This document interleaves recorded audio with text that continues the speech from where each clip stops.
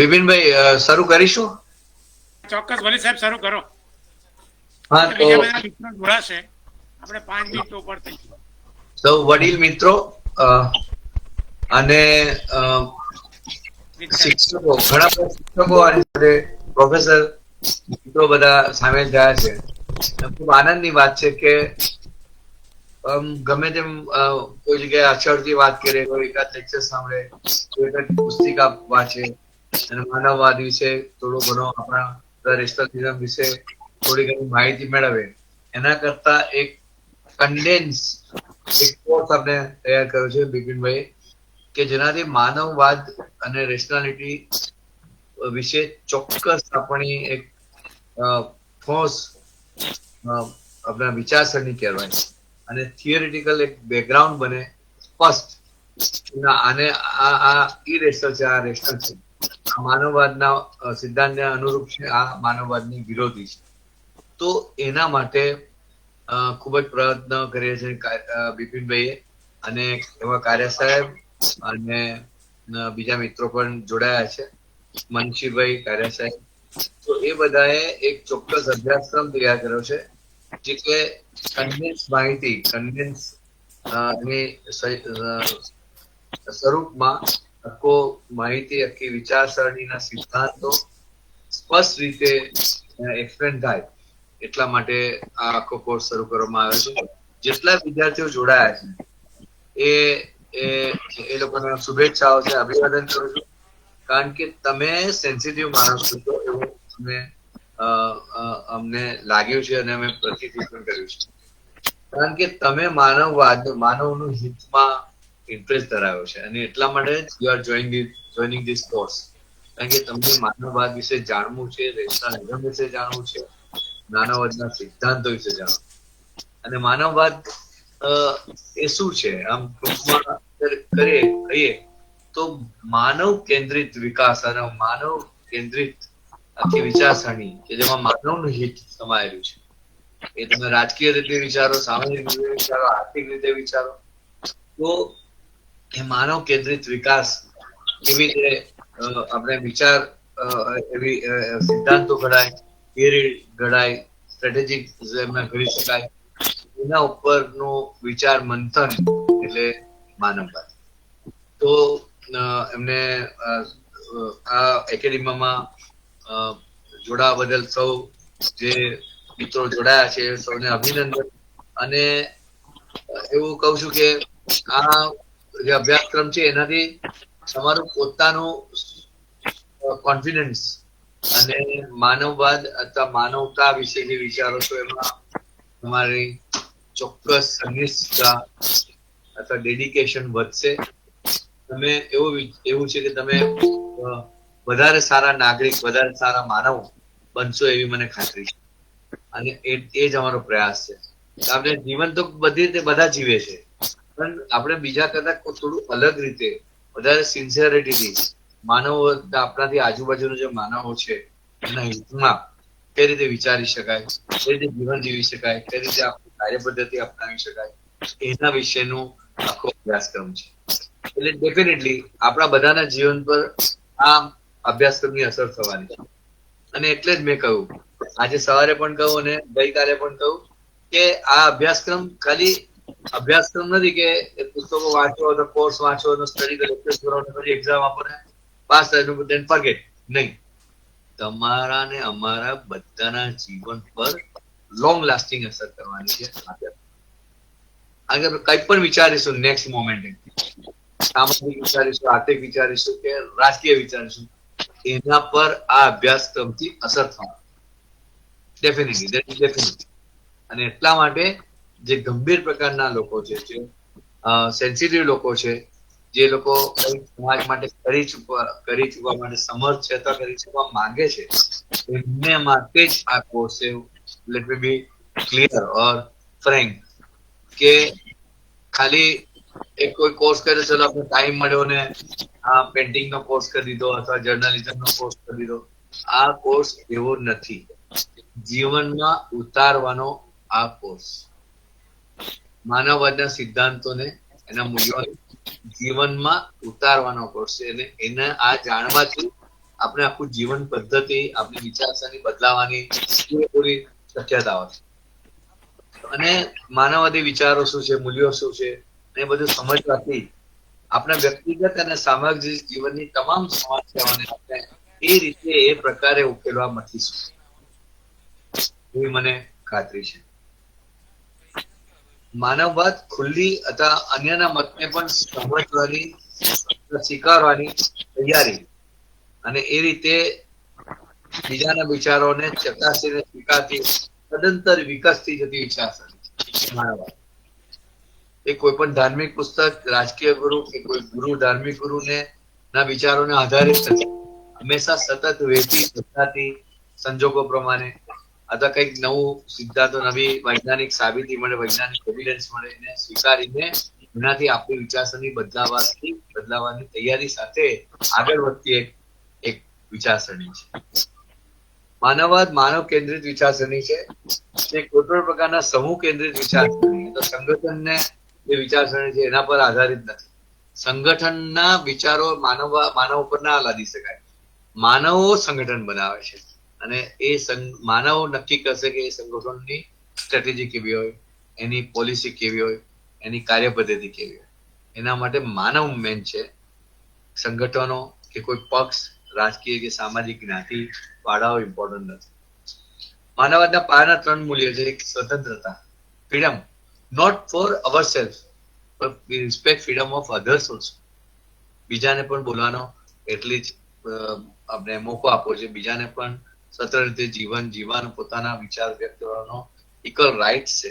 એ આપણે સ્વીકારે તે એ માનવવાદનો મુખ્યમાં મુખ્ય એક મુદ્દો છે, પાયાના મુદ્દો છે.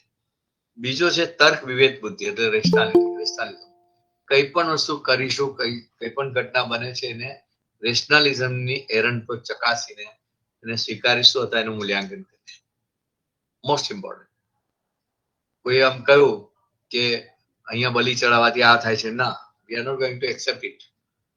કોઈ કહ્યું કે મંદિરોમાં અથવા ધર્મ સ્થાનોમાં ત્યારે માસિક ચક્ર દરમિયાન બહેનો ના જવાય, તો we are not going to accept. We are going to ask why, શા માટે અને શા માટે નહીં.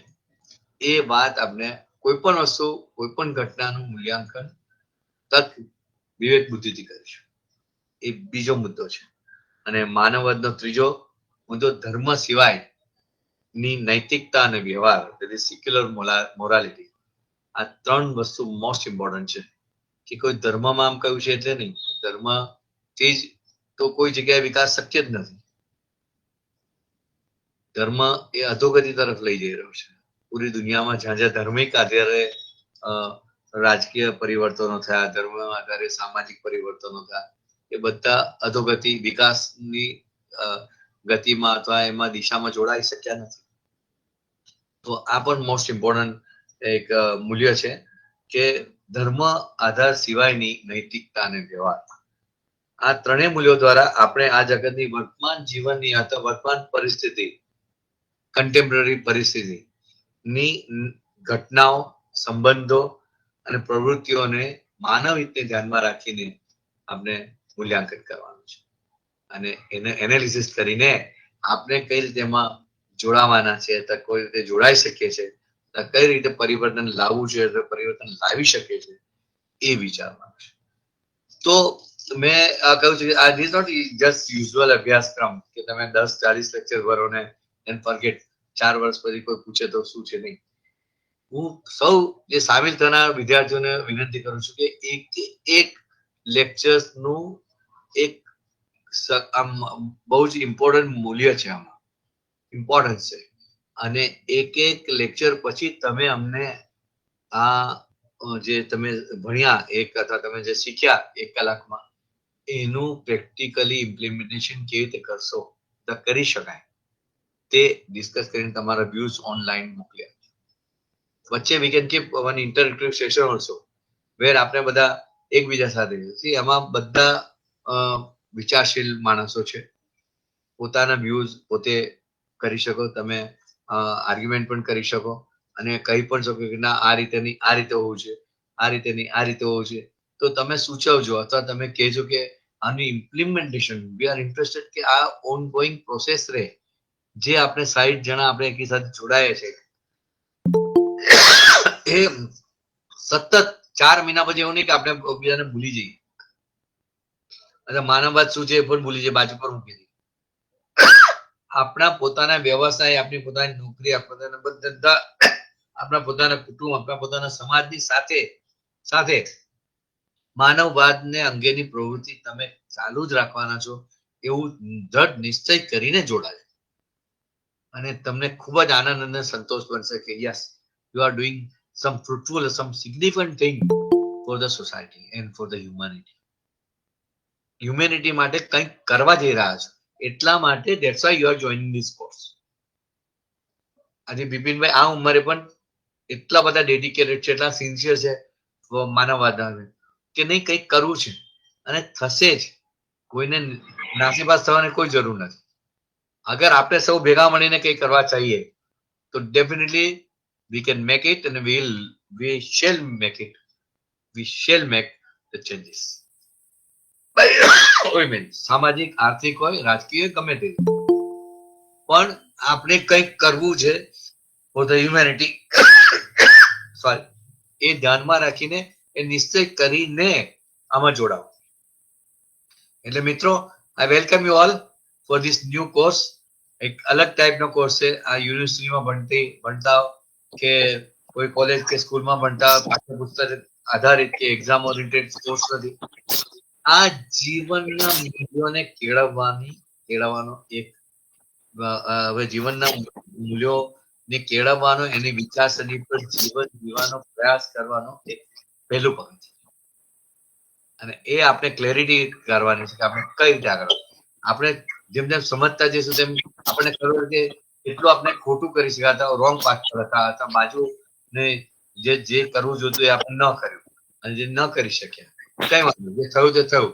પણ હવેથી જે પણ કરીશું તે માનવવાદ ને અનુલક્ષીના સિદ્ધાંતો અને મૂલ્યોને ઉપર આધારિત આપણી વિચારસરણી હશે, કાર્ય પદ્ધતિ હશે, આપણી સ્ટ્રેટેજી હશે અને આગળનું આપણું સ્ટેપ પણ એના આધારિત રહેશે. એટલે જે પણ મૂલ્યો, જે પણ આપણા લેક્ચર શીખી અને એને અમલમાં કેવી રીતે મૂકવાનો એના પર વિચાર કરજો. તો જ આ અભ્યાસક્રમની એ સાર્થકતા ગણાશે અને આપણે જે સમય ફાળવ્યો છે એ યથાર્થ પૂર્ણ થશે. Thank you very much. અને તમારા માટે ખૂબ જ મહેનત કરી છે બિપિનભાઈએ, મનીષજી જાની, કારિયા સાહેબ, તો બધાનો ખૂબ ખૂબ આભાર, બધા એક્સપર્ટનો. ને આશા છે કે તમારું જેટલું ઇન્ટરેક્ટિવ પાર્ટિસિપેશન હશે એટલું જ આ અભ્યાસક્રમ વધારે ફ્રુટફુલ બની રહેશે અને સાર્થક બની રહેશે. That is sure. Thank you. Thank you બિપિનભાઈ. Yes, I finish. Okay, thank you.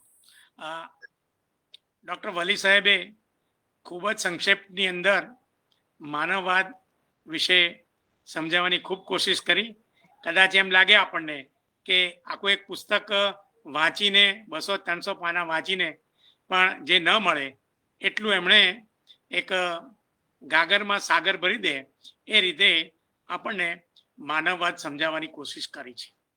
હવે આજે 2 ઓક્ટોબર છે, ગાંધી જયંતિનો દિવસ છે અને ગાંધીજીના 2 સેક્યુલર મૂલ્યો, ધર્મનિરપેક્ષ મૂલ્યો છે, એને યાદ કરી અને હું મારું પ્રવચન શરૂ કરું છું અથવા તો મારી વાત રજૂ કરું છું.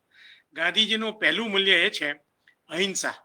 દુનિયામાં ગાંધીજી આ સેક્યુલર મૂલ્ય છે, આ ધર્મનિરપેક્ષ મૂલ્ય છે કે માનવ વચ્ચે કોઈ પણ પ્રકારના મતભેદો હોય, મનભેદો હોય, રાષ્ટ્ર વચ્ચેના હોય, સમાજ વચ્ચેના હોય, એવા બધા મતભેદો ઉકેલવા માટેનું કોઈ જો માધ્યમ હોય તો એ માધ્યમ અહિંસા છે. હિંસાથી માનવ જાતનું કે વ્યક્તિગત રીતે આપણા મતભેદોનો કોઈ ઉકેલ આવતો નથી. એ આજના સંદર્ભમાં ગાંધીનો સંદેશ હતો. બીજી વાત એમણે એમ કરી છે, એ પણ એક સેક્યુલર મૂલ્ય છે, ધર્મનિરપેક્ષ મૂલ્ય છે. એ મૂલ્ય છે સામાજિક જીવનની અંદર, રાજકીય જીવનની અંદર, આર્થિક જીવનમાં, તમામ વ્યવહારોમાં આપણા સાધનની શુદ્ધિ હોવી જોઈએ. એટલે કે આપણા જે મીન્સ છે, આપણો જે ગોલ સિદ્ધ કરવા માટે જે સાધનો છે, એ સાધનોનો ઉપયોગ હંમેશા દુશ્મનને એમ ખબર પડે કે સાધન ગોલ સિદ્ધ કરવા માટે, ધ્યેય સિદ્ધ કરવા માટે આ માણસ ક્યારેય અસામાજિક, ખોટા, સત્તા કે પ્રલોભનો, ભ્રષ્ટાચાર એવી રીતના સાધનોનો ઉપયોગ સમાજ માટે કે વ્યક્તિગત હિત માટે ક્યારેય નહીં કરે. આ બે વાત ગાંધીજીએ ફક્ત ભારતને નહીં પણ દુનિયાને એક સદાબહાર તરીકે આપેલી છે.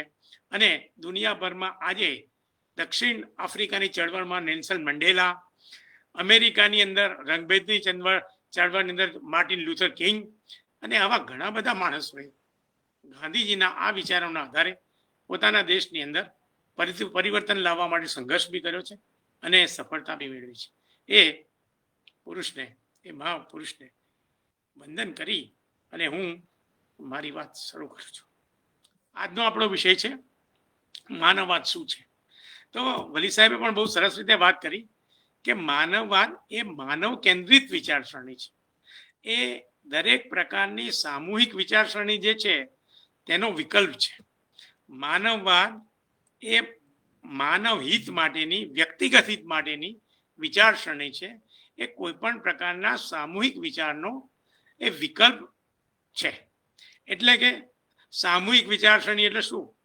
તો સામૂહિક વિચારસરણી એટલે સામ્યવાદી વિચારસરણી, ત્યાર પછીની એ સમાજવાદી વિચારસરણી, એ મૂડીવાદી વિચારસરણી, ત્યાર પછી એ લશ્કર આધારિત રાજ્ય વ્યવસ્થાની વિચારસરણી, કોઈ પક્ષ આધારિત સ્વતંત્રતા ડુબાડતી હોય ને સ્વતંત્રતા પર, અભિવ્યક્તિના સ્વાતંત્ર્ય પર નિયમન મુક્તિ હોય એ વિચારસરણીનો વિકલ્પ જો કોઈ હોય તો એ માનવવાદ છે.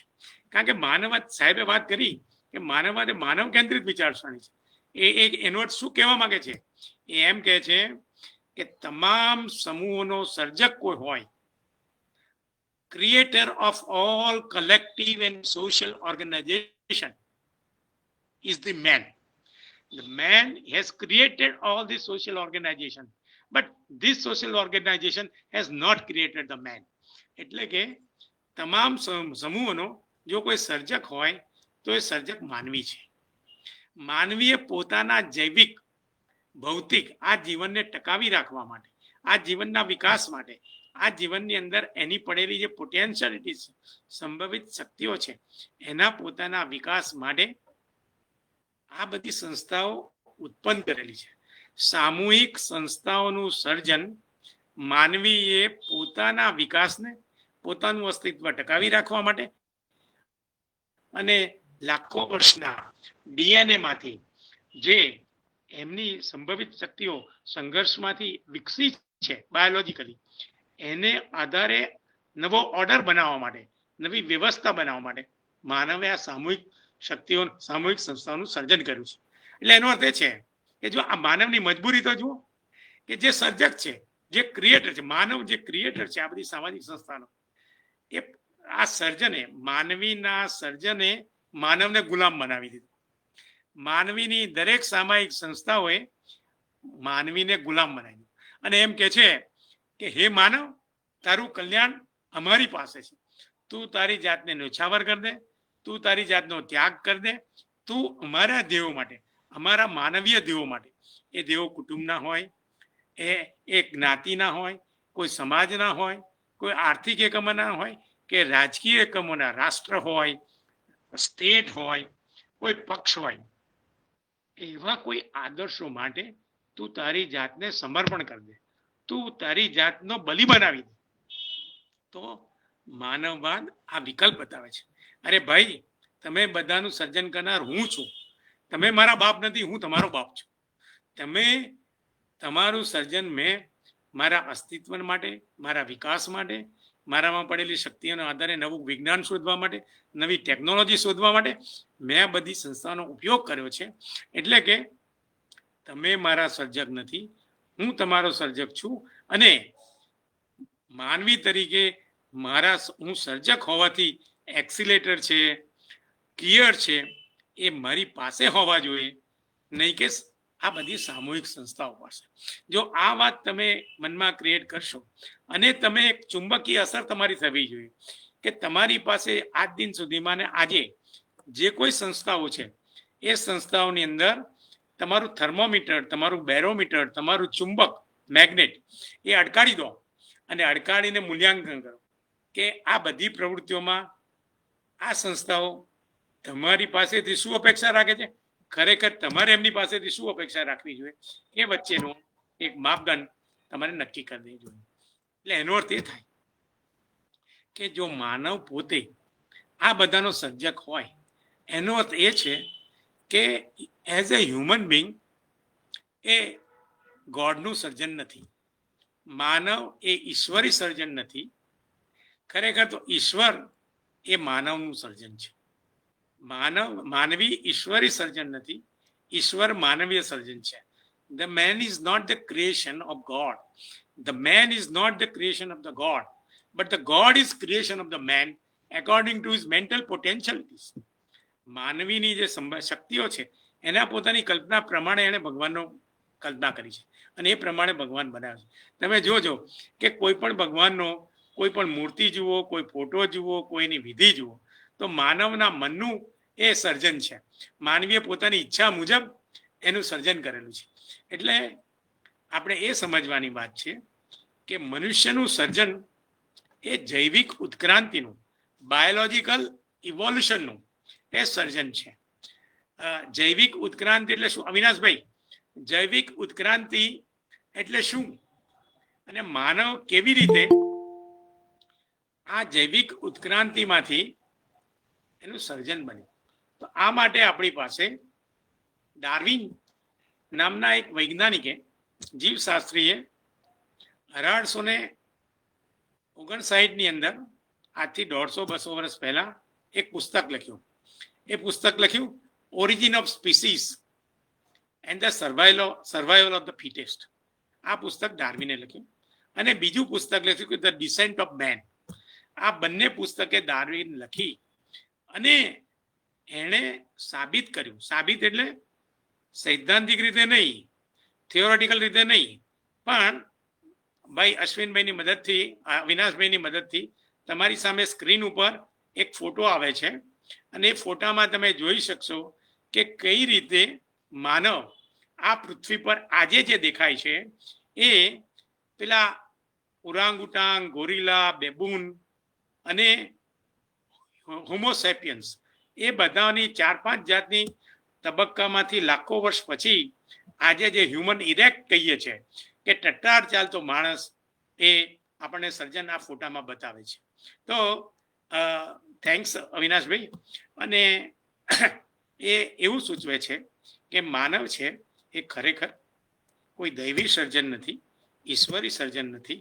માટે માનવ પોતે પોતાના હિત માટે પરિવર્તન કરી શકે છે અને એ પરિવર્તન આપણા પોતાના સૌના સહકારથી એ કરી શકે છે. આપણો બીજો મુદ્દો આગળ છે કે આ જે દરેક સજીવો છે એ દરેક સજીવોએ પોતે જીજીવિષા ટકાવી રાખવાની, અર્થ ટુ એક્ઝિસ્ટ જેને બાયોલોજીમાં કહે છે, જે જીજીવિષા ટકાવી રાખવા માટે એ જે એણે સંઘર્ષ કર્યો, આ સંઘર્ષ ભૌતિક છે, આ સંઘર્ષ આધ્યાત્મિક નથી. દરેક સજીવોનો સંઘર્ષ આ પૃથ્વી પર પોતાનું જીવન ટકાવી રાખવા માટે છે, નહીં કે સ્વર્ગ માટે, નહીં કે મોક્ષ માટે, નહીં કે નિર્વાણ માટે. એટલે કે માનવીય અને અન્ય સજીવોનો જે આ સંઘર્ષ છે એ સંઘર્ષ દરેક સજીવો માટે અનિવાર્ય છે અને સંઘર્ષ ભૌતિક છે, આધ્યાત્મિક નથી, દૈવી નથી, ઈશ્વરી નથી. હવે આ જે જીજીવિષા માટેનો સંઘર્ષ છે એ માનવીય સ્તર પર એ સંઘર્ષ સ્વાતંત્ર્ય માટેનો છે. આપણે આજે 21મી સદીની અંદર જે પહેલા આજથી 1000 વર્ષ પહેલા, 10,000 વર્ષ પહેલા કે લાખો વર્ષ પહેલા માનવીને જે જીવવા માટે, પોતાનું અસ્તિત્વ ટકાવી રાખવા માટે કુદરતી પરિબળો, જંગલી પરિબળો, વરસાદ, તાપ, ધરતીકંપ એવા અનેક પરિબળો સામે એ જીવતો હતો, એ કુદરતી સંઘર્ષોમાંથી બહાર નીકળી ગયો છે. આજે હું ને તમે ઘરમાં રહીએ છીએ. તો આજે જે જૈવિક ઉત્ક્રાંતિ છે એ લિવિંગ ઇવોલ્યુશન હતું, બાયોલોજીકલ જે ઇવોલ્યુશન હતું, now it has been converted into an human evolution.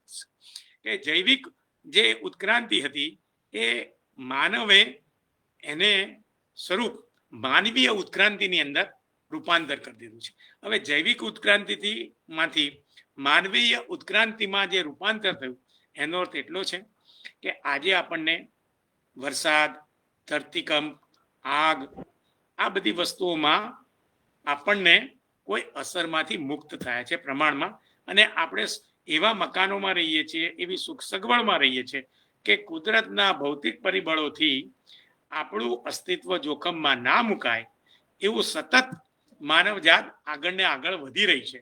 એટલે કે આ જે જીવશાનો સંઘર્ષ જે જૈવિક હતો એ માનવીય સ્તર પર સ્વતંત્રતા માટેનો સંઘર્ષ થઈ ગયો છે.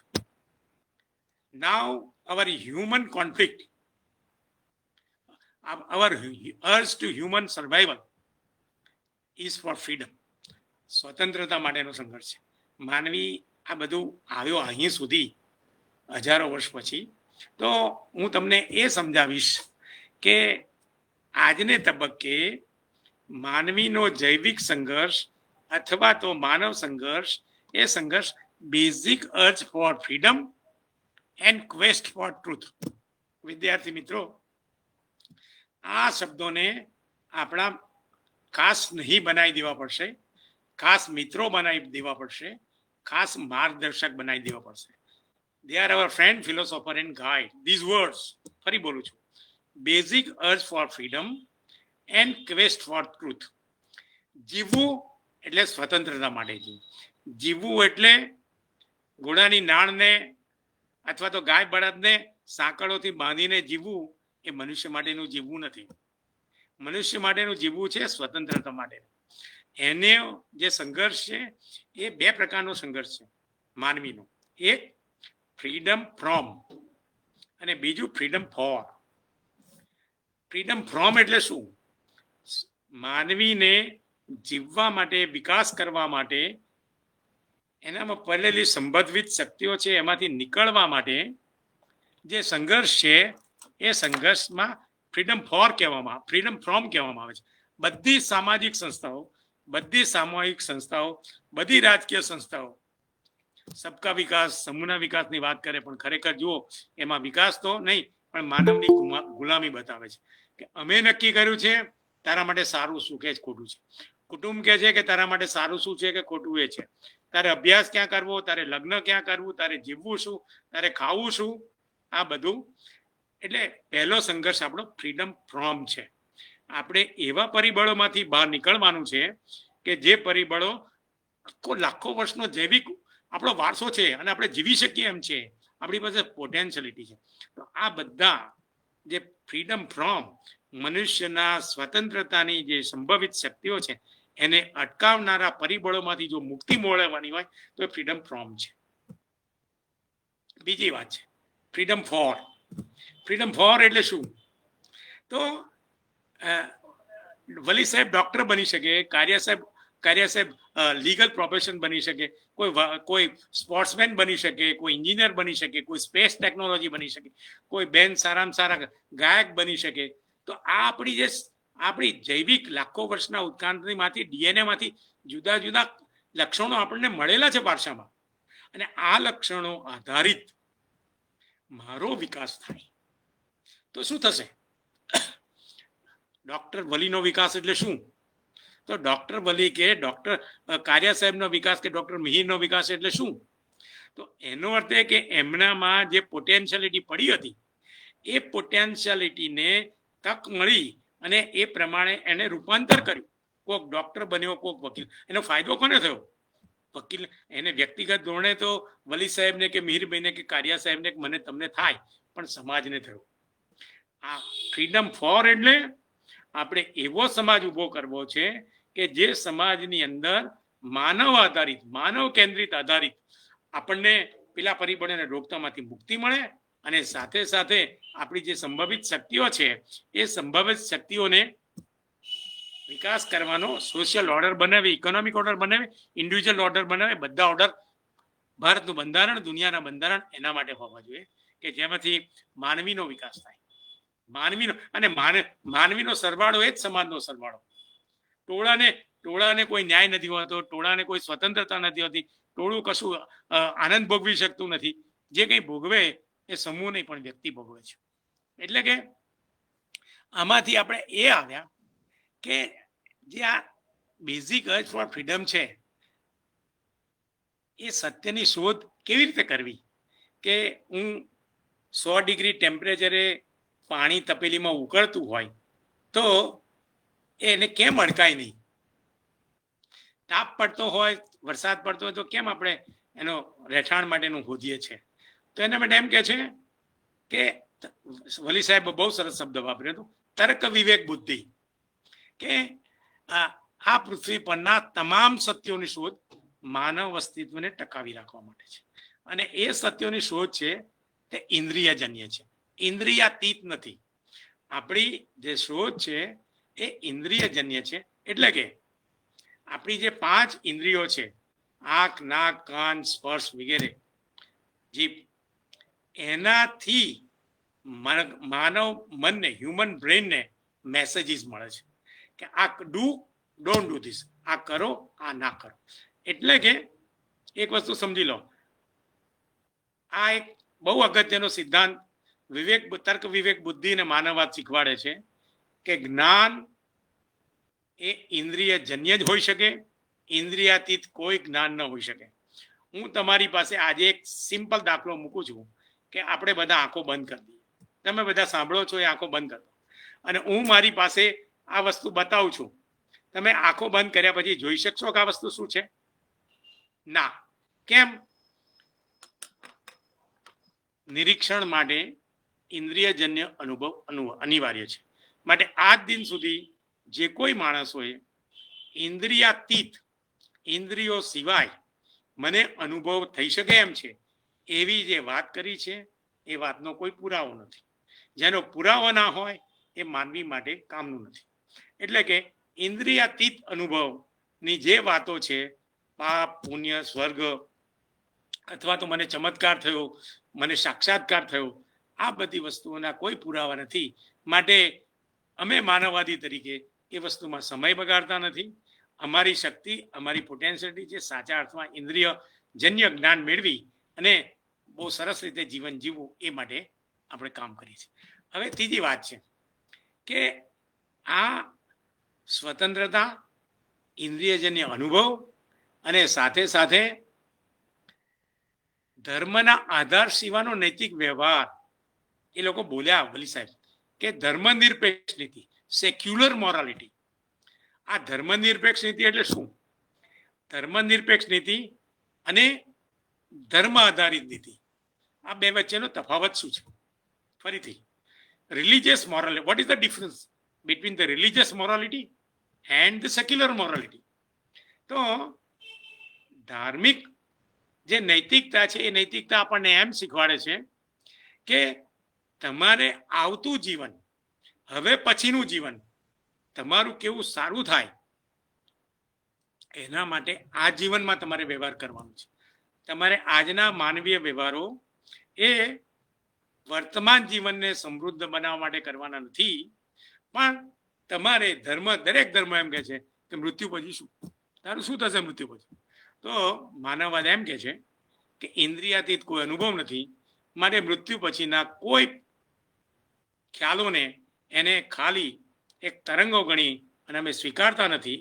માટે ઇન્દ્રિયાતીત અનુભવ જ એ સાચો અનુભવ છે. હવે બીજું કે આ જે ધર્મનિરપેક્ષ નીતિ એટલે શું, સેક્યુલર મોરાલિટી શું? માનવવાદ એમ કે છે કે માનવ તરીકે આ દુનિયામાં તમારે માનવીય વ્યવહાર કરવાનો છે, એકબીજા સાથે સંપર્ક રાખવાના છે, તમારે એકબીજા સાથે જીવન જીવવાનું છે, સંબંધો કેળવવાના છે, આ સોશિયલ ઓર્ડરમાં તમારો માર્ગ કાઢવાનો છે સંઘર્ષ કરીને. તો માનવવાદ એમ કે છે કે હે માનવ, તું રોબિન્સન ક્રુઝો નથી, તું આ જગતમાં એકલો નથી કે જેથી કરીને તારે જીવી શકાય. જ્યારે તારે અન્ય મનુષ્ય સાથે જીવવાની વાત આવે ત્યારે હંમેશા તારે નૈતિક વ્યવહાર રાખવો પડશે. એ પણ માણસ છે ને તું પણ માણસ છે. એકલા માણસે છેક શિકાર યુગમાંથી અહીં સુધી આવ્યો છે એ માનવીય એકબીજાના સહકારથી આવ્યો છે. એ સહકાર એ નૈતિક સહકાર છે, એ ભૌતિક સહકાર છે. અને આ જે ભૌતિક સહકાર છે કે નૈતિક સહકાર છે એ શું કે છે? શા માટે હું બીજા સાથે નૈતિક વ્યવહાર કરું? હું જો અનૈતિક વ્યવહાર કરીશ તો શું થશે? હું ખોટો વ્યવહાર કરીશ તો શું થશે? તો પેલી વાત સમજજો કે માનવ કેન્દ્રિત સમાજ વ્યવસ્થાની અંદર સ્વતંત્રતા માટે, સ્વતંત્રતામાં તમારી પડેલી શક્તિઓના વિકાસ માટે તમારે નૈતિક બનવું પડશે એકબીજા સાથે. પણ એ નૈતિકતા ભૌતિક છે, એ નૈતિકતા દુનિયાવી છે.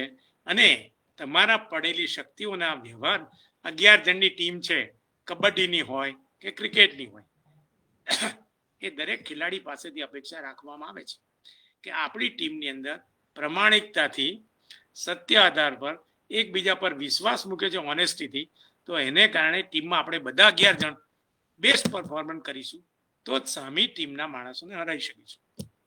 આપણે કબડ્ડી કરતા જઈએ અને સામાન કે મને પકડી લે તો એ નૈતિકતા કેવી?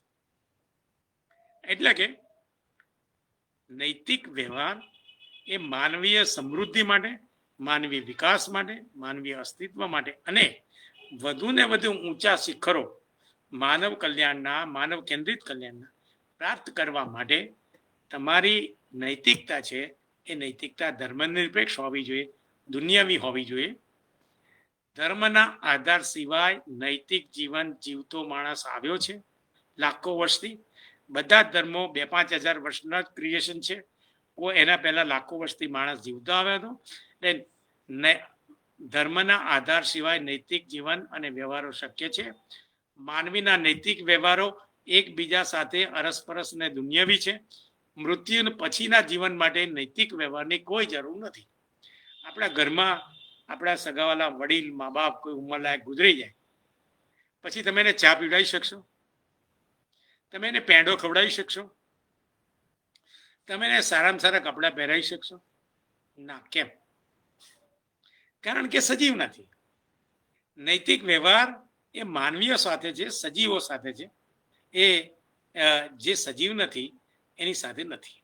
હવે આપણે એક સ્ટેપ આગળ લઈએ છીએ. હું ફરી અવિનાશભાઈને વિનંતી કરીશ કે બ્રહ્માંડના ઉપરનો આપણને માહિતી આપે કે ફોટો આપે. હવે મારો ચોથો મુદ્દો છે કે બ્રહ્માંડ નિયમબદ્ધ છે. The universe is law govern. પૃથ્વી બ્રહ્માંડનો ભાગ છે અને આ બ્રહ્માંડનો ફોટો તમે જોઈ શકો છો કે જેની અંદર લાખો નિહારિકાઓ, લાખો તારાઓ, ગ્રહો અને સૂર્ય જેવા અને એનાથી અબજો ગણા મોટા આ બ્રહ્માંડની અંદર છે. એનો ફોટો આપણને સૂચવે છે કે બ્રહ્માંડ જે છે એ મનુષ્યના અસ્તિત્વ પહેલા હતું અને કદાચ મનુષ્ય પોતાની બુદ્ધિનો સ્વાર્થી ઉપયોગ કરીને એનો અંત લાવે તો બ્રહ્માંડ મનુષ્યના અંત પછી પણ હશે. પૃથ્વીના અંત પછી પણ બ્રહ્માંડ હશે. હવે બ્રહ્માંડની વાત કરવા માટે હું તમને એક સિમ્પલ દાખલો આપું છું કે હું એમ બોલું છું કે the universe is law govern. બ્રહ્માંડ છે એ બ્રહ્માંડ નિયમબદ્ધ છે. બ્રહ્માંડ કોઈની ઈચ્છા મુજબ ચાલતું નથી. એના કોઈ સંચાલન કરનાર અલૌકિક તત્વો નથી. એ નિયમબદ્ધ છે. એનો અર્થ એ છે, દાખલા તરીકે સૂર્ય છે. આપણા દુનિયાના બધા ધર્મગુરુઓ, બધા ધાર્મિક પુસ્તકો, બધા દૈવી પુરુષો અને આપણે સૌ 7 અબજની વસ્તી કાલે સવારે એમ કહીએ કે હે સુરત દાદા, તમે બહુ અમારી સેવા કરી, અમે ઈચ્છીએ છીએ કે અમારી આ પ્રાર્થનાને માનીને તમે આવતીકાલ ઉગવાનું બંધ કરી દો. તમે ના ઉગશો, તમે ના થમશો. The universe is law govern. બ્રહ્માંડ નિયમબદ્ધ છે. પૃથ્વી એનો ભાગ છે માટે પૃથ્વી પણ નિયમબદ્ધ છે. અને પૃથ્વીનો એક એકમ માનવી, માનવી પણ નિયમબદ્ધ છે. માનવીનું સંચાલન જેવી રીતે બ્રહ્માંડનું સંચાલન અને કુદરતનું સંચાલન જેમ નિયમબદ્ધ છે તેમ માનવી પણ નિયમબદ્ધ છે. માનવી નિયમબદ્ધતાથી એને શું શોધ્યું કાઢ્યું? તો એણે કુદરતને ભજવાને બદલે એણે જ્ઞાન આધારિત કુદરતને સમજવાની કોશિશ કરી. માણસે શું કર્યું? Instead of worshipping the nature, he has tried to understand the nature. કુદરતની ભજવાને બદલે, કુદરતને પૂંજવાને બદલે માણસની નિયમબદ્ધતાએ એને શોધી કાઢ્યું કે સૂર્ય પૂર્વમાં ઉગે છે, પશ્ચિમમાં આથમે છે, પાણી ઉપરથી નીચે જાય છે, પાણી નીચેથી ઉપર જતું નથી, 12 મહિનામાં અમુક દિવસ વરસાદ પડે છે, અમુક દિવસ ઠંડી પડે છે, અમુક દિવસ ગરમી પડે છે. તો આ કુદરતી નિયમબદ્ધતાએ માનવીને એમ બતાવ્યું કે ઠંડીમાં ભજવાથી તારો પ્રશ્ન ઉકેલાશે નહીં, વરસાદની પૂજા કરવાથી તારા ખેતીના પ્રશ્નો ઉકેલાશે નહીં. તારે સમજવું પડશે કે વરસાદનો એ ઠંડીનો એ ગરમીનો શું ઉપયોગ કરવો. એટલે કે બ્રહ્માંડની નિયમબદ્ધતાએ માનવીને નિયમબદ્ધ બનાવ્યો. અને માનવી નિયમબદ્ધ એટલે શું? તો વલી સાહેબ આપણને સમજણ પાડશે કે ખોરાક ન લઈએ તો શું થાય, ગર્ભધારણ એટલે શું, શ્વાસોશ્વાસ એટલે શું, પાણી ન પીએ તો શું થાય. તો શરીરના અંગો, દાખલા તરીકે હૃદય બંધ થઈ જાય, અરે સોરી બ્રેન ડેડ થાય અને હ્યુમન બોડી અલાઇવ હોય તો શું થાય? માનવનું માનસિક મૃત્યુ થાય અને શરીર જીવંત હોય તો એ શરીર નિર્ણય કરી શકે ખરું? એ હલનચલન કરી શકે ખરું? તમને ઓળખી શકે ખરું? ડોક્ટર કહેશે કે તમારા રિલેટિવનું બ્રેન ડેડ છે માટે એ કોઈ નિર્ણય નહીં કરી શકે. એટલે નિયમબદ્ધતા છે એ કુદરતી નિયમબદ્ધતાથી માનવ જૈવિક ઉત્ક્રાંતિમાંથી આવી અને એને શોધી કાઢ્યું. As I am the part of nature, I am also law governed. હું કુદરતનો એક ભાગ છું, માટે હું પણ નિયમબદ્ધ છું. અને જે સમાજો કુદરતને ભજવાને બદલે કુદરતના નિયમોને સમજી અને માનવને સમૃદ્ધ બનાવ્યા છે એ સમાજો આગળ નીકળી ગયા છે. અને જે સમાજો, બહુ ગંભીરતા સાથે વાત કરું છું, જે સમાજો હજુ પણ 21મી સદીમાં પણ કુદરતી પરિબળોને ભજવાના એજન્ટો ગણે છે એ સમાજ પોતાના પ્રશ્નો ઉકેલી શકશે નહીં.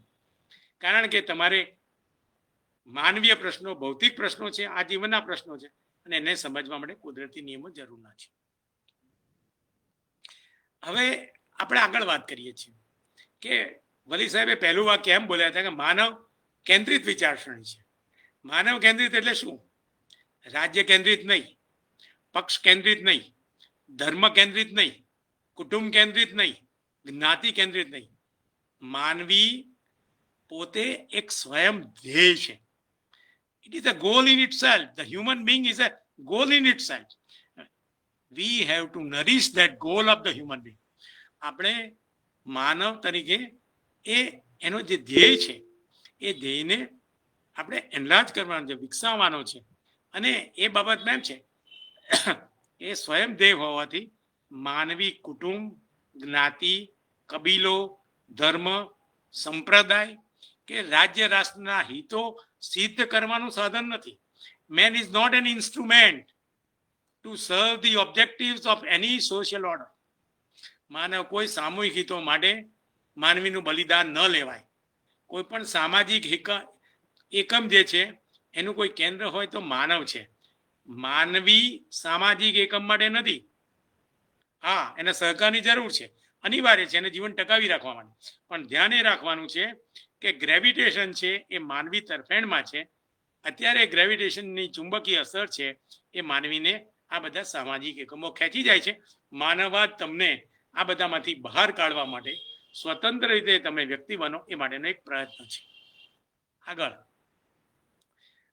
માનવી છે એ મૂલ્યો એના જે છે, હ્યુમન વેલ્યુઝ છે, એ વેલ્યુઝ વ્યક્તિગત હોઈ શકે.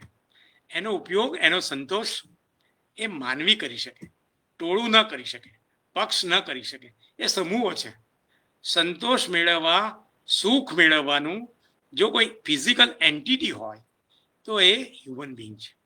માનવ મૂલ્યો એ વ્યક્તિ વખત હોય છે. ટોળું, અમારો શબ્દ બીજો છે, સાંભળજો આ વાક્ય. ટોળું સ્વતંત્રતા ભોગવી શકે નહીં, પણ ચોક્કસ ટોળું કોઈની સ્વતંત્રતા છીનવી શકે. ટોળું સ્વતંત્રતા ભોગવી શકે નહીં, પણ ટોળું ચોક્કસ કોઈની સ્વતંત્રતા છીનવી શકે. એટલે કે આપણે આવા સામૂહિક એકમો જે આપણને બલી બનાવે છે પોતાના હિતો, એમાંથી મુક્તિ કઈ રીતે મેળવાય, એ સોશિયલ ઓર્ડર કઈ રીતે બની શકે નવો, એ માટેનું મંથન માનવવાદ કરી રહ્યો છે.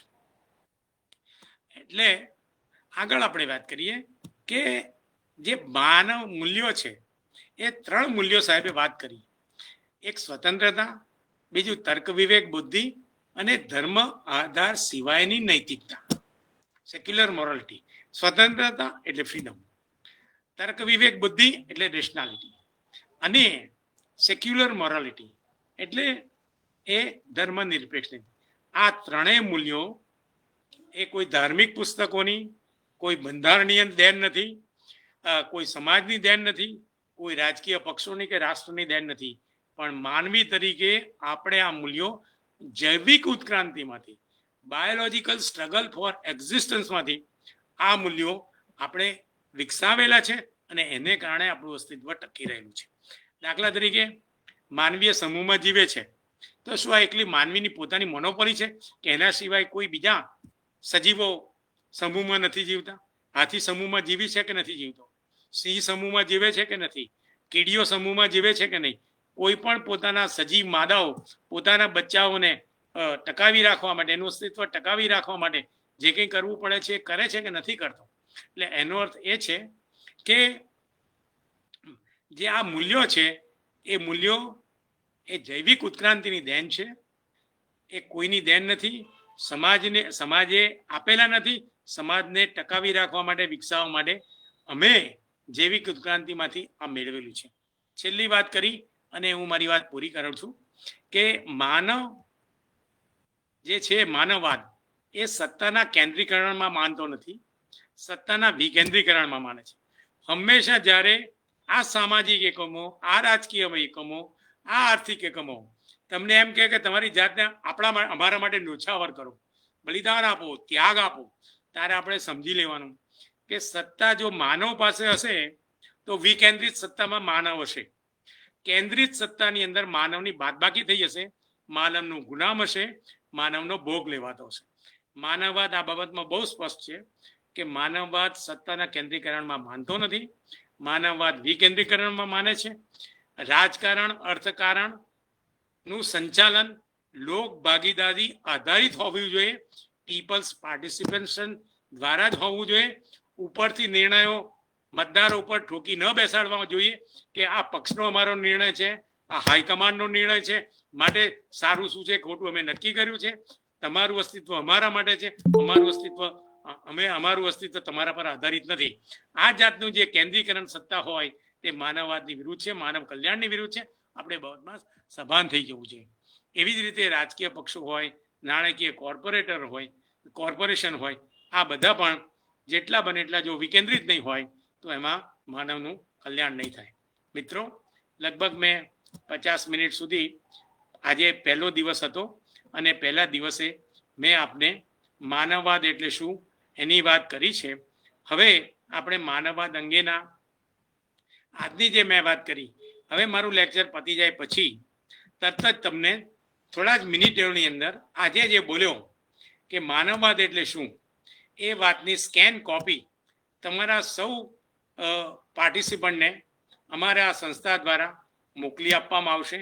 અને આવતીકાલે રવિવારે અમારી તમને ખાસ વિનંતી છે કે તમે જે આ સ્કેન કોપી તમને ઈમેલ પર મળે એને જોઈ જજો, એનો ઉપયોગ કરજો, અને આવતીકાલે ફરી આ જ ટાઈમે 5 થી 6 અમે તમને આવકારીશું.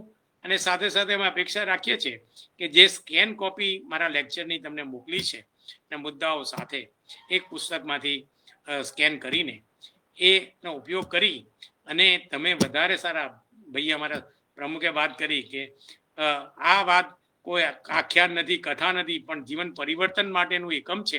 એ દ્રષ્ટિએ તમારે આ વિશે વિચારવાનું છે.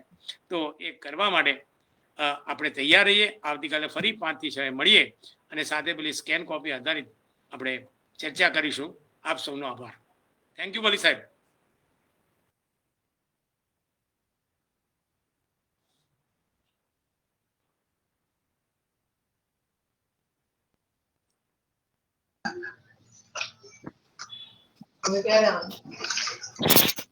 વલી સાહેબ 1 મિનિટ. યસ વલી સાહેબ. હા, એટલે મને એક ઇમરજન્સી કેસ માટે જવું પડ્યું, સોરી, પણ હવે મને એવું લાગે છે કે આજે લગભગ 45 સ્ટુડન્ટ્સ પાર્ટિસિપેટ, 45 ફ્રેન્ડ્સ પાર્ટિસિપેટેડ. તો મને એવું લાગે છે કે બધાએ એટલીસ્ટ આજના એપિસોડ અથવા આજનું જે ચેપ્ટર છે જેમને બિપિનભાઈ ખૂબ સરસ રીતે સૂક્ષ્મતાથી અને અનેક ઉદાહરણો આપીને જે સમજાવ્યું છે એના વિશે પોતાને આજના ચેપ્ટર વિશે પોતાના મંતવ્ય શું રહ્યા, પ્રેઝન્ટેશન વિશે શું રહ્યા, અને કદાચ આજનો વિષય એવો હતો કે કદાચ પ્રેક્ટિકલી ઇમ્પ્લિમેન્ટેશન ન હોય તો કઈ વાંધો, પણ પ્રેક્ટિકલી કઈ રીતે એને ઇમ્પ્લિમેન્ટ કરી શકાય, આપણા કાર્ય પદ્ધતિમાં સામેલ કરી શકાય, એ તમે જરૂરથી જણાવજો. અને આવતા અઠવાડિયે જે લેક્ચર છે ફરીથી એમાં તમને કયા વિષય ઉપર વધારે સ્પષ્ટતાની જરૂર છે. આજે મેં ઘણું કહ્યું મૂલ્યો ઉપર, અને મૂલ્યો સેક્યુલર મોરાલિટી વાત કરી, સ્વતંત્રતાની વાત કરી. તો એનામાં કયા આસ્પેક્ટ ઉપર તમારે વધારે સ્પષ્ટતાની જરૂર છે પણ અમને કહે. તો તમારા વિચારો આવતીકાલે મળીએ છીએ. તમારા વિચારો અમને જણાવજો. અને ઓનલાઈન તમે અમારે અવિનાશને કે મને કે બિપિનભાઈને ડાયરેક્ટલી તમારા સવાલો અથવા કોઈ ડિસ્પ્યુટ હોય અથવા તમને કંઈક વધારે સ્પષ્ટતાની જરૂર હોય, કન્ફ્યુઝન હોય તો એમને જણાવતા. Thank you for all. 57.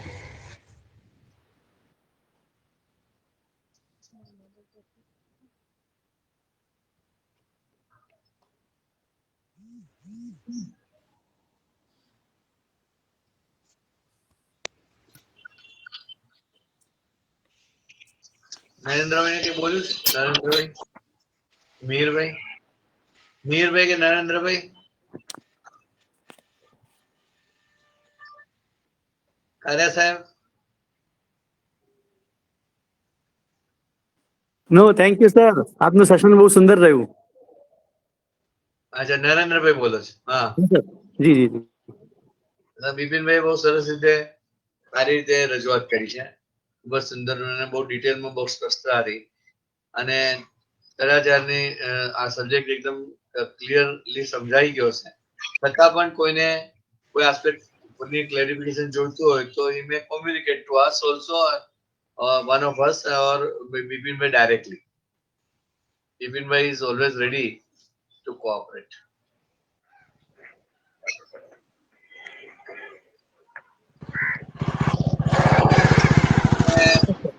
હું અવિનાશને વિનંતી કરીશ કે આને રેકોર્ડિંગ યુટ્યુબ પર અપલોડ કરે કે જેથી કોઈને શાંતિથી રાતે સાંભળવું હોય આખું તો એ સાંભળી શકે અને પોતે ક્લેરિફિકેશન નેક્સ્ટ ડે માંગી શકે. તો અપલોડ આજે અવિનાશ કરી દે. અવિનાશ કરી દે સંતુ? જી જી, આપણું લોજિકલ વર્લ્ડ ઓફ રેશનાલિસ્ટ આપણી જે ફેસબુક પેજ છે એ કોઈ પણ સર્ચ કરી શકે છે, અને અત્યારે એનું રેકોર્ડિંગ પણ મેં પરફેક્ટ કરીને મૂકી દીધું છે એના પર. તો ગમે ત્યારે ગમે તે સમયે ગમે ત્યાંથી કોઈ પણ પાર્ટિસિપન્ટ છે કે કોઈ પણ છે એ જોઈ શકશે. અત્યારે જ હું અપલોડ કરી દઈશ, 15 મિનિટની અંદર આપને આ લેક્ચર ગમે ત્યારે જોવો હશે ત્યારે મળી જશે. Logical world of rationalist A screen ઉપર આપી દે ને, સ્ક્રીન ઉપર. અને વોટ્સએપ ગ્રુપ બનાવ્યો છે એમાં પણ તું લખી નાખ.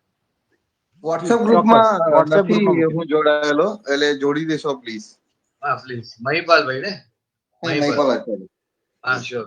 એટલે આપણે વિલ બી ઇન ટચ, અને જેટલું ઇન્ટરેક્શન રહેશે બધા પાર્ટિસિપન્ટ્સ નું, જેટલા ઇનપુટ્સ અમને મળશે, જેટલા ઇનપુટ બિપિનભાઈ ને મળશે, મિહિરભાઈ ને કાયા મળશે, એટલું આ વધારે ફ્રૂટફુલ અમે આખું સેશન બનાવી શકીશું, વધારે ઇન્ટરેસ્ટિંગ બનાવી શકીશું. બરાબર? કારણ કે જે વોટ્સએપ ગ્રુપમાં જોઈન નથી તેઓ 8401303000 અથવા તો 9979422122 હમણાં નંબર નીચે લખું છું, ડિસ્પ્લે થશે, એના પર એક મેસેજ છોડી દેજો તો ગ્રુપમાં એડ કરી દેવાય. Yeah. અવિનાશ આખા ગ્રુપના કોઓર્ડિનેટર છે. અવિનાશ મિસ્ત્રી આ ગોધરાના લોકલ કેન્દ્રના મેનેજર છે અને ખૂબ સારા એડમિનિસ્ટ્રેટર છે. અને આઈ એમ શ્યોર કે તમે બધા જ પાર્ટિસિપન્ટ એમનો નંબર જે બે બતાવે એ નોંધ કરી રાખજો અને જરૂર પડે ત્યારે એમનો સંપર્ક જરૂરથી કરો. બધા મેમ્બર્સ પોતાના વ્યૂઝ મૂકી શકે તો એ માટે આપનું કોઈ એવું વોટ્સએપ ગ્રુપ નથી? વોટ્સએપ ગ્રુપ છે, તમને આજે જોઈન કરી લેશે અને પછી એમાં તમે તમારા વ્યૂઝ તમે રજૂ કરજો. અને તમે આ વેબસાઇટ છે અમારી રેશનાલિસ્ટ લોજિકલ વર્લ્ડ ઓફ રેશનાલિઝમ જેનું એડ્રેસ સ્ક્રીન ઉપર હમણાં કરીશું અને તમે ગમે ત્યારે એના પર તમારા વ્યૂઝ, તમારા જે પણ ડિફરન્સીસ હોય તો કોઈ કન્ફ્યુઝન હોય તો તમે વ્યક્ત કરી શકો. આ બંને નંબર અવિનાશભાઈના છે અને એની ટાઈમ તમે એના પર વોટ્સએપ થી પોતાના વ્યૂઝ અથવા પોતાના મેસેજ મોકલી શકો. એટલે કોઈક એવા વિડીયો કોઈક એવા હોય કે જેના માટે આપણો વિરોધ હોય તો એ પણ આપણે શેર કરી શકીએ કે વિધાઉટ એની હેઝિટેશન. એને કોઈ લીગલ એ નથી કે તમે આમ ના કરી શકો કે આમ ના કરી શકો. એવું સંગઠન નથી કે કોઈ તમે આમ જ રીતે વર્તું. રેશનાલિઝમ ને લગતું હોવું જોઈએ, માનવવાદને લગતું હોવું જોઈએ અને માનવ મૂલ્યો પર આધારિત હોવું જોઈએ અને માનવના કેન્દ્રમાં માનવનું હિત અને માનવનો વિકાસ એ બસ હોવું જોઈએ. માનવના વિરુદ્ધમાં જતું હોય તમે એ રીતે માનવના વિરુદ્ધમાં જતું હોય તો તમે એ વિડીયો મોકલી શકો કે નીચે લખી શકો કે આ માનવ હિતની વિરુદ્ધમાં છે. So that everybody can understand કે why you have said this video. Okay. Yes sir, thank you very much. Thank you બિપિનભાઈ, thank you કાર્યા સાહેબ, મિહિરભાઈ, મનીષીભાઈ, પિયુષભાઈ અને ખાસ કરી નરેન્દ્રભાઈ સોલંકી, નરેન્દ્રભાઈ સોલંકી જેને ખૂબ જ મહેનત કરી છે આજના અભ્યાસક્રમ તૈયાર કરવામાં અને સારી રીતે એનું આયોજન કરવામાં. એ સૌનો આભાર માનું. ખાસ કરીને અમારા ખાસ સાથીદાર સાનુ દલવાડી અને અવિનાશ મિસ્ત્રીનો પણ ખૂબ આભાર. આઈ થિંક કે બધા જેટલા જલ્દી આમાં ઇન્વોલ્વ થઈને પાર્ટિસિપેશન ચાલુ કરશે એટલી વધારે આખા સેશન ઇન્ટરેસ્ટિંગ થશે અને વધારે ઇન્ટરેક્ટિવ બની રહેશે. Thank you very much. Thank you all. By.